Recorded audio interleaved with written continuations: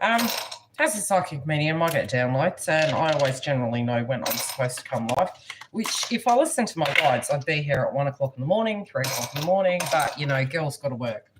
So I wanted to have a little bit of a chat in my very limited time frame. I've got shopping everywhere. I've got to put it away. I got home, probably a 13-hour day. Still more to go. And we're looking at the eclipse, and you know, a lot of us have heard all the cliches. Some of us might have jumped, you know, on probably hundreds of videos and looked at them, which I may still yet do a video based on your zodiac, what subject matters can come up and what to actually look for, which can be handy, I would say, especially because it is going to directly impact the next 6 to 12 months of your life. And both of them being in the nodal axis, the very first eclipse is in the south node. That's at a basic level for those of you that don't really understand too much about it. The zodiac signs that can be affected will be Aries, Libra, any points and placements you have in your chart. You can go onto astroseek.com and you can plug your details in. So you write Astroseek birth chart and it will give you your calculator there and you can fill it in separately. So it will be Aries, Libra. There also are hard placements at the moment in other certain zodiac signs, but I would also say Leo and Cancer. The other thing I can say is, although the first eclipse can be quite, you know, my intuition has been telling me they're mixing together, they're merging together. So it is going to be quite transformative. This theoretically, because we are visiting the South Node and it is a Venus sign, a lot of individuals are going to have flashbacks to broken relationships, promises that were made that weren't given. Vengefulness can come up. And, you know, psychologically, I can say also as a psychic medium, and seeing a lot of people around me, very separate to YouTube, is that they are in some shape or form going back down memory lane, especially because we've got Pisces there and it's, you know, the 12th house. So we also can see this happening at a collective level, and that can be in different countries with alliances. You know, and it occurred to me today because I've been a healer for a while, always been able to psychically move backwards, forwards, the here and now, depending on what your guides are wanting me to show you. And then to add to that, I started studying astrology to help with it and looking at our chakras, utilizing my previous experience being a psychic medium and everything I had to learn because you know, growing up being a psychic medium, you have to work with energy because it ain't going away. And some of those things can have kind of side effects, which a lot of people in the collective will feel moving into 2025. Some of it now, yes, but more so in 2025. So at a collective level, interestingly enough, when you do see certain countries having turbulent times, it's almost like we're in a loop, okay? So I'm going to try and break this down very simply, and it absolutely dawned on me because through my spiritual awakening, you go through different stages of your healing, and at times we will delve into the inner child. You know, it literally looks like I've got a bloody eclipse happening with my head. Okay, so why am I referencing this? Number one is there are many that do believe, and not everyone does, but, you know, we can see, I'll try and give some examples of past lives, past karma, the term karma. And so theoretically, when we're looking at certain countries that are having turbulent times and trying to balance out the equilibrium stage, it is because of the past, okay? So it goes to the past. And why do we keep repeating this loop? And we go back and we look at the astrology and we see things repeating.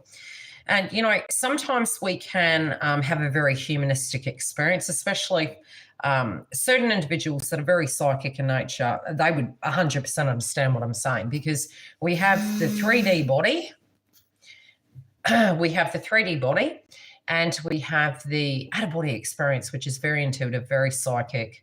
That can be viewing things almost like we are in two different realms. So cord cutting, where it can come in handy, You know, the one song that comes to mind is Florence and the Machine.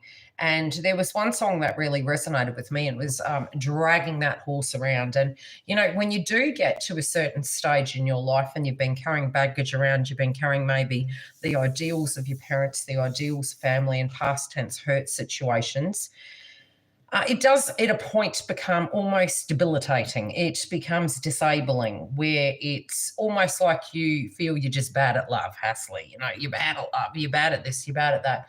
And you're just like, you don't want to carry that anymore. And, you know, it does, we do tend to, it's like a hand-me-down generational thing. So we're kind of energetically shifting it into each generation. Which is thus we kind of look at it and go, gosh, you know, how far actually have we come? Why are we now coming back to this one point? How could we energetically get to a place that we could shift that? Because a lot of people potentially could feel as though, is there anything I could do? Is there something spiritual I could do? Is there something in the 3D I could do? What should I do? Where would I start? And the one place you can start, and especially prior to these eclipses, would be to really sit there and to look at the fact that when you are walking on a carpet, have you ever touched someone and there's a bit of static and you kind of zap them? Energy is fluid. There's been a lot of like science that's gone into certain things where, you know, they were researching psychic development, energy, the energy of water, you know, plants having feelings and vibrations. And so everything theoretically, especially from an atom level, we are all interconnected. So how can you, doing that on your own, a cord cutting? If you don't know what a cord cutting is, you can find a video. I have been thinking about doing a session, and I might start hosting them via YouTube, but I would have to be very tactical with audio because of demonetization. Not that I'm too fussed by that, because I do have 2 jobs, but also because I do try to do the right thing with my ethics and morals. So a cord cutting, what it's going to do is, say you have, and I can guarantee you'll start off with one person that's really jerked you around, okay? And you'll have them at the very top of your list. You'll be like, that person. And, you know, I do readings for karmic cycles, healing, twin flame paths, spiritual awakening. So there's always going to be somebody on your list.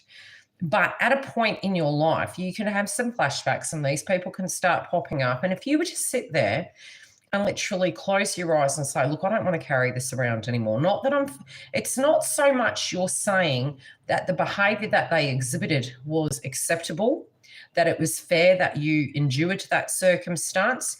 You're merely saying, I want to break this loop. And it's a little bit like washing your hands. You know what they teach you with PPE? It's like, we've got to break the loop. How do we break the loop? You change the environment and you keep the situation clean. You're doing something different so that the chain can't continue.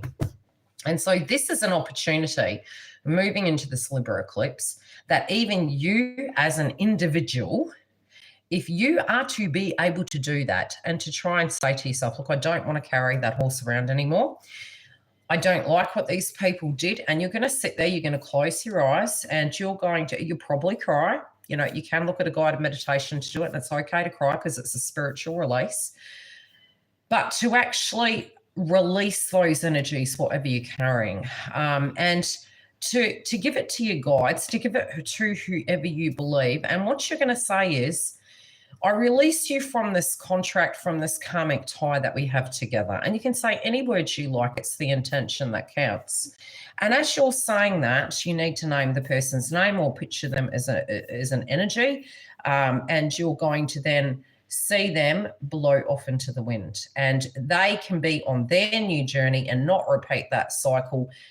So it's kind of breaking the chain spiritually, psychologically. And I can guarantee you are going to come across more than 10. And it was also in that you can also do a situation where if you did not have an opportunity to apologize to somebody and maybe they transcended over and you needed to forgive yourself, you needed to let go, this is also a good opportunity to release that too.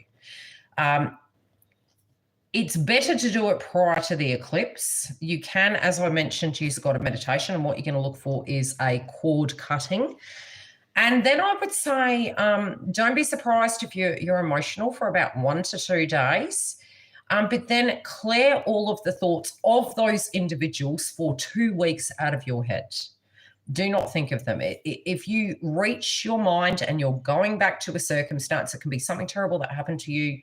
It could be somebody that messed with, whatever it is, just address it spiritually, acknowledge it, release it, and then move on to the next subject. And if it comes up in the next 2 weeks, what you're going to say is, no, I release that.